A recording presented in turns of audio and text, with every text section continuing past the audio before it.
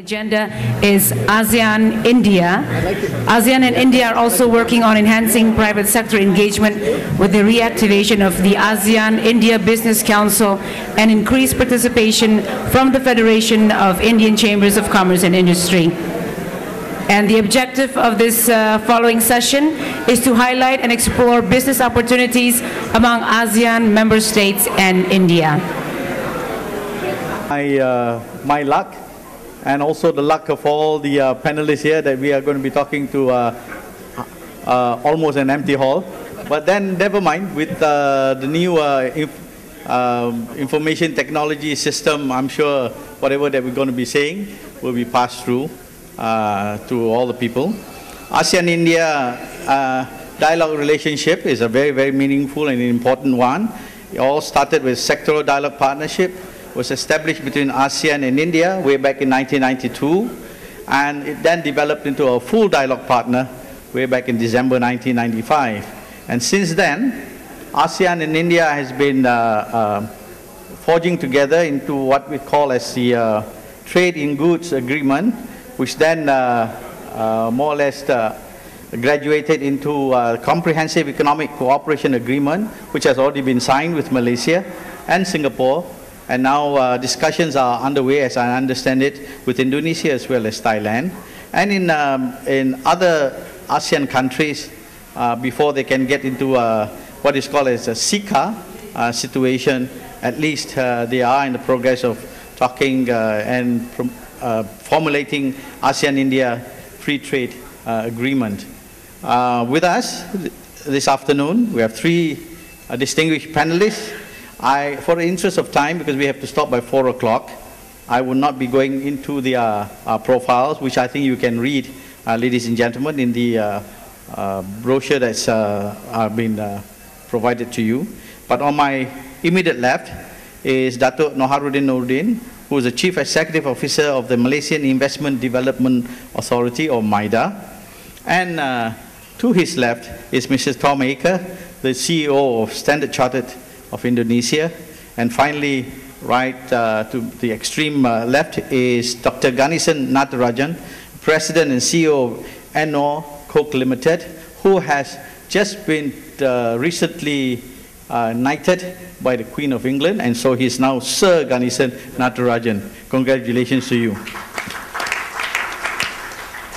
As a start, may I ask each one of the panelists to give a short a brief about what they think about the ASEAN-India trade relationship, and then we'll move on to question and answer.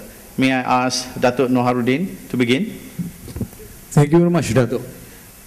What you see today in the hall here, where it's almost empty after a talk on America, is not typical. It's very typical. It's not peculiar to here.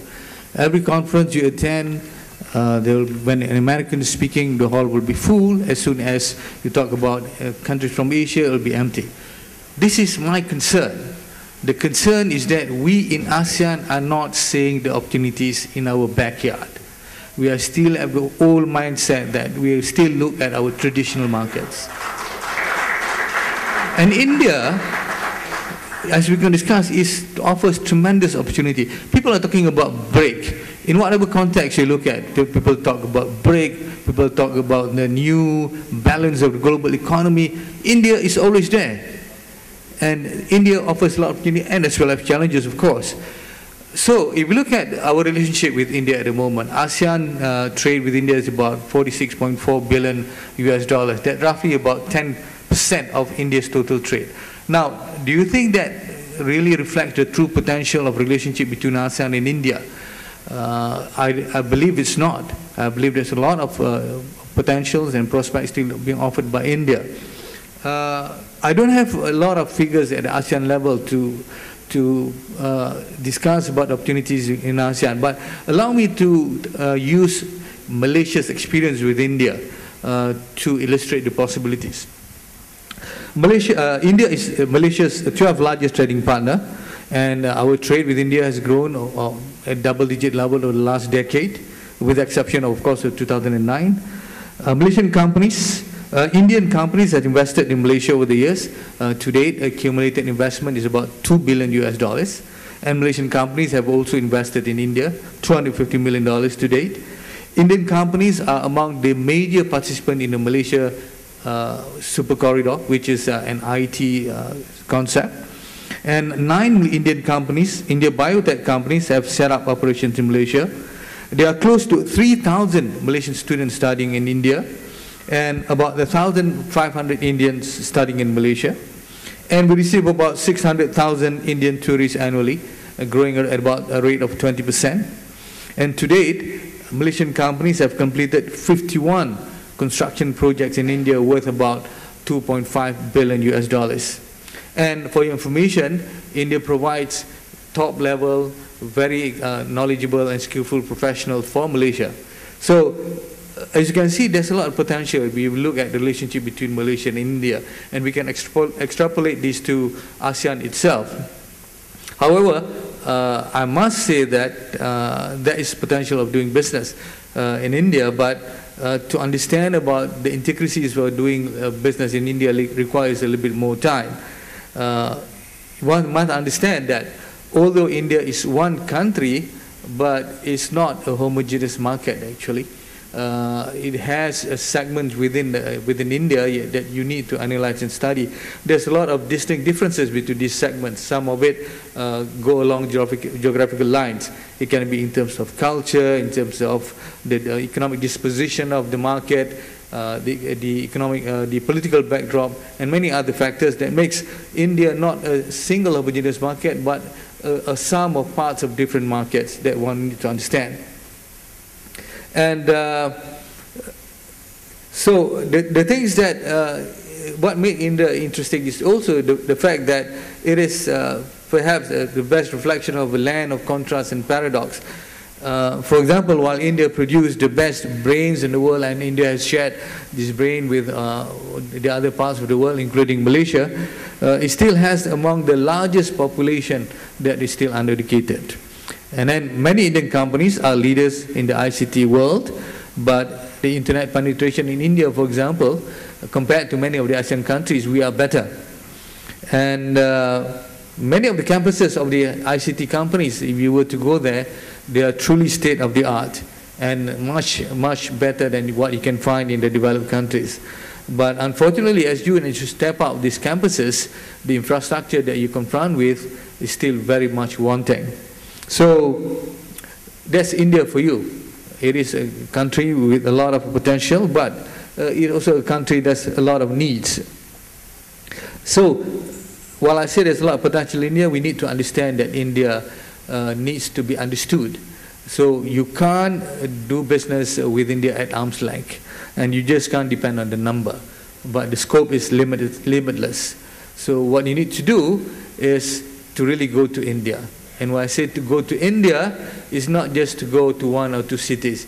You have to go to different parts of the countries to understand the full breadth of what India has to offer and what the challenges that you have. Remember, India is a very spiritual country. You need to fathom the soul of the country and its people for you to do business successfully in India. So my suggestion to you is carefully sift through the maze that is India and identify the right niche for your business in relation to what you have. The opportunities are there, but it's not the same for all of us. And at the end of the day, I agree with the commercial that says this is an incredible country. Thank you, Dato'. I think that's a very, very comprehensive view about the relationship that can be forged between India and ASEAN. And now may I ask Mr. Aker for your point of view? First of all, I think we all know that the world is extremely unpredictable and volatile right now. But one of the absolute truths is that the center of power and wealth is shifting from the west to the east. And I think nowhere is that more evident than the corridor between India and ASEAN. I'd like to make 3 points. First, that there are real opportunities for increasing trade between India and ASEAN. Second, that there are real opportunities for increasing foreign direct investment between the two, between India and ASEAN. And thirdly, and I speak as a banker now in saying that banks have a real role in enabling both trade and foreign and direct investment. But let's start with the trade question. My fellow panelists mentioned that trade between India and ASEAN is about $50 billion US in the last year. And if you break that down, it's about $27 billion being exported from ASEAN to India, and about $23 billion imported into ASEAN from India. So the ASEAN countries have a trade surplus of about $4 or $5 billion last year. And that's actually growing. And I think the point that I would make is the potential is for that trade surplus with India to get bigger and bigger. And the main reason is because India has an enormous appetite for just what the ASEAN countries are exporting. And I speak for Indonesia, based here, and that's raw materials. It's commodities, it's palm oil products, natural resources like coal. And as India continues to industrialize, that demand will continue. So I think there's a huge opportunity for ASEAN companies to export into India. If you compare that to China, it's an interesting comparison. Trade between ASEAN and China is about $210 billion, so more than 4 times the India corridor. But the difference is that the shift is changing so that where there was a surplus between ASEAN exporting to China, that's now changed. And last year it was about $105 billion going out and $105 billion coming in from China. And there was a $20 billion surplus just 5 years ago. And the trend there is towards a deficit because China doesn't need as many imports from the region anymore. Indeed, they're exporting quite a few manufactured goods. So I think as companies in this region think about where is the growth opportunity, it's in the ASEAN countries going out to India, relative to China, for example. The second point I wanted to make was in respect to the real opportunities for foreign direct investment. And here I'll speak again as a banker. You can tell from my accent I'm an American, and I was very interested in the last session, but I'm with Standard Chartered Bank, and we are very much an Asian bank. Our footprint is Asia, Africa, and the Middle East. And in India, we're the largest international bank. We have 94 branches in 37 cities, so not just the 2 or 3 biggest, but all across the country. We have 20,000 employees and over 2 million customers.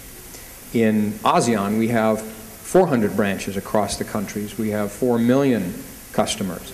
And so, as an international bank, we know this corridor well. And we have a lot of Indian customers who contact us in India and say, we want your advice and your assistance to invest in ASEAN. And last year, India represented only 2.5% of foreign direct investment in ASEAN. So it was quite far down the list in terms of countries investing here. But I think the potential and the appetite is bigger than most regions. And so we, as one of the banks, are really trying to help our Indian companies come to Indonesia and other countries to invest here. And that brings me to my third point, and that is that banks, particularly international banks, can enable both the trade flows and the foreign direct investment. And a few examples of that. One is in mitigating the risk that companies face. There's a lot of foreign exchange risk. There's a lot of commodity price risk. And one thing that we and other international banks do is to provide hedging products so companies can mitigate that risk. We also do very fundamental lending. We provide trade finance to do letters of credit and cash management and things that, again, enable companies to do cross-border business. We also give advice. I use the Indian example where we take customers from India, bring them to Indonesia and other markets to help them find a partner. And so I think the banks have a key role in this. And we as one are very keen to devote resources to that because other parts of the world right now are not nearly as attractive, particularly the big markets of the West. So within Asia, particularly between India and ASEAN, the opportunities are tremendous. Thank you, Mr. Haker. Why don't you give him a round of applause, please? Well, there you are, ladies and gentlemen, the view from Mr. Haker, our financier, who says that there's plenty of opportunities of doing business with India. In fact, China is more or less saturated, but India is a new market. It's opening up. Lots of things that you can sell to India and not just buying from India. With that, may I ask Ganesan of your view?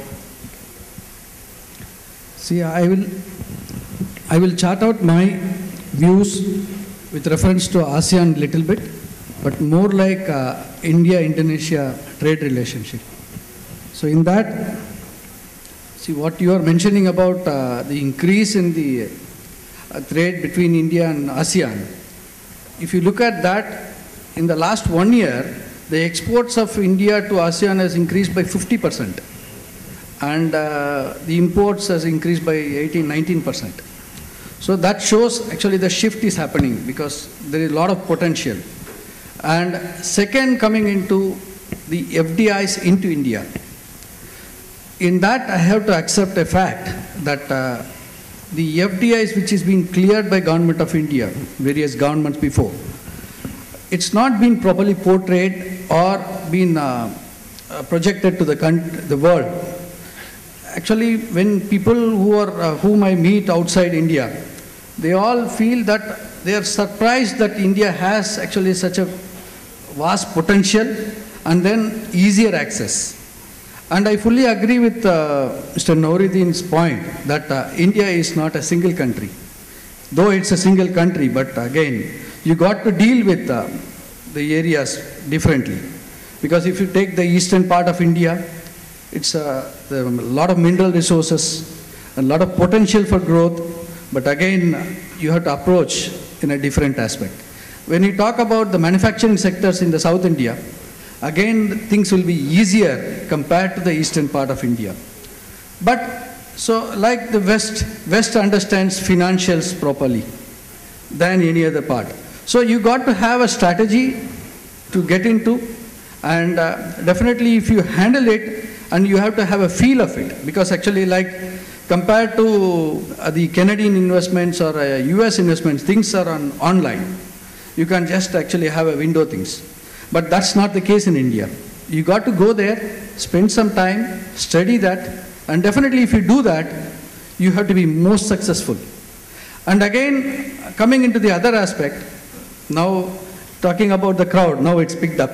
But basically when you talk about, see, I've been attending several conferences in US, or even recently I was in Commonwealth Business Forum in Australia. See, everyone talks about the future is in India. But for that, India is not that much reciprocative that we are the destinations. See, that's a very critical point. Definitely, I think actually India will take it up forward. And coming to the India-Indonesia trade relations, I will have a little presentation on certain details. I will just fastly browse through, and very critical issues I will just talk about. Next slide, please. So I will talk about little bit about Indian economy and India-Indonesia bilateral relationship, and then most importantly, the investment opportunities in Indian mining sector. Because Indian mining sector, see, if India has to grow, it has to grow in the infrastructure sector and the power sector. So what happens, actually without the mining development, so there is no scope for any improvement. And again, this Indonesia has got a vast significance because they are coming very fast growth towards the mineral resources exports to India. And secondly, we talk about the infrastructure. The infrastructure like the Malaysian or Thailand, part of ASEAN, are vast developed in terms of infrastructural development. And they can have ample scope for investment in India. Next slide, please. Next one. If you look at this slide, it's a microeconomic detail. I don't want to get into full things because actually it is available on the public domain. I just want to portray that. Next slide, please. So this talks about the sectorial share of GDP of India in terms of imports as well as exports in each and every sector. Next slide. So if you look at it in this slide, there's a foreign investment, FII. So that shows, and the inflows are, if you look at, it's quite significantly growing in the last 2 years. In fact, actually, if you look at the growth rate from 2008, the post-recession, and 2009-10, there has been 300% increase. So that's a pretty good sign of what India is. Next slide. And again, this talks about Indian major exports. Mainly in Indonesian perspective, we can have the pharmaceutical exports is very, very significant, and we can have a vast scope for that. Next slide. This shows the top 20 exporting countries. And in Singapore, actually you have Singapore almost 4% share, and Indonesia, it's around $3.8 billion, and it has got around 2.5% share. This I'm talking about the ASEAN. Next slide. This shows the India's major imports, mainly the mineral fuels, the coal, and ores, actually mainly into the iron ore or the other critical ores like nickel. And then we talk about the natural and cultured pearl.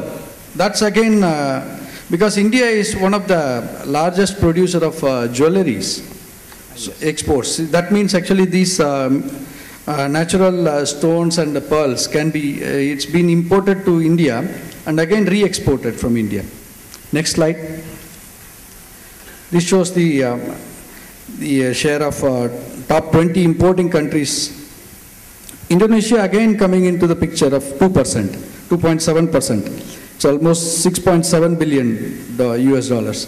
And again, you have got an ample scope here to enhance. I think actually in the years to come, it can grow faster. Next slide. Just a brief about the recent trends in the Indian economy. Yes, Indian economy actually as planned, it was actually slated to grow 8.5%, but in the recent developments, internally as well as the external things which are affecting it, so it may end up to the extent of around 7.9 to 8%. But still in the current situation in the European market, it's a very significant, and this is likely to sustain at the same levels.